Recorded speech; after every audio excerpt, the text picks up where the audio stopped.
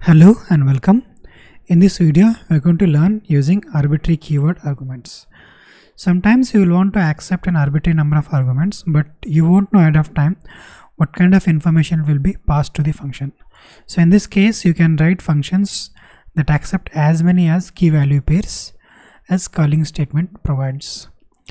So let us say we want to build a student profile, and as we do not know beforehand what sort of habits and interests the students has, we can use the star keyword arguments to take as much as information. So this is basically known as star quarks, right? So for keyword arguments we use double star before the parameter. Now let's create a function which takes student information and builds a profile. So I'm defining a function named student profile.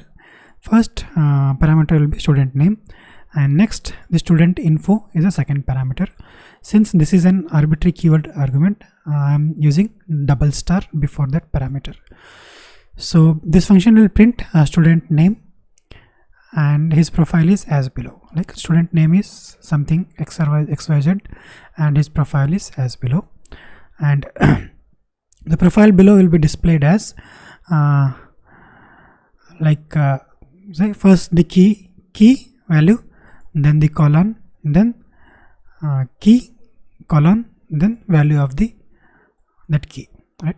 So since this is a tuple, I am using for key comma value in student in info.items, you do print this value key colon value, right? So let me just run this function. Now I am calling this function here.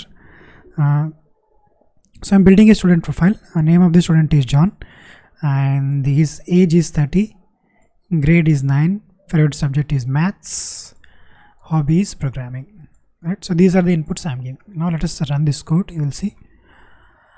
Alright, so this has given me output something like that. The student name is John, alright, then his profile is as below. His age is 30, his grade is 9th, his favorite subject is maths, and his hobby is programming. Alright, so these first two lines are printed using this print statement here, right? Student name, this /n is for new line, student name colon, then I'm using name.title. We know title will just capitalize every word in the string, right? So this here, this part here will print this part, right? Now next, this his profile is as below is printed using this one, all right? /n is for new line and his profile is as below. Now here we know the student info is a tuple, right? So for every key here, I'm just printing the key with a new line, right? Key with title case, then the colon, then the value for the key as a string. I'm just converting that value to a string, all right? And every information is printed in a new line, all right? So this is what this function basically does. Now we can see here there is no limit to the number of information I give or key value pair I can give. I can give any number of key value pair. So let me just show you another example.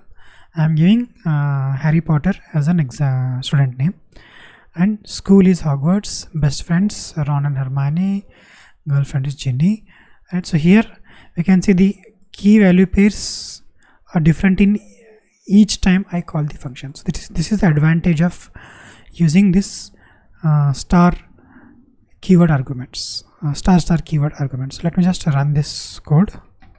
So you can say this time it has built student profile, but with completely different values of key, different pairs of key values. All right. So this is the advantage of using star corpus.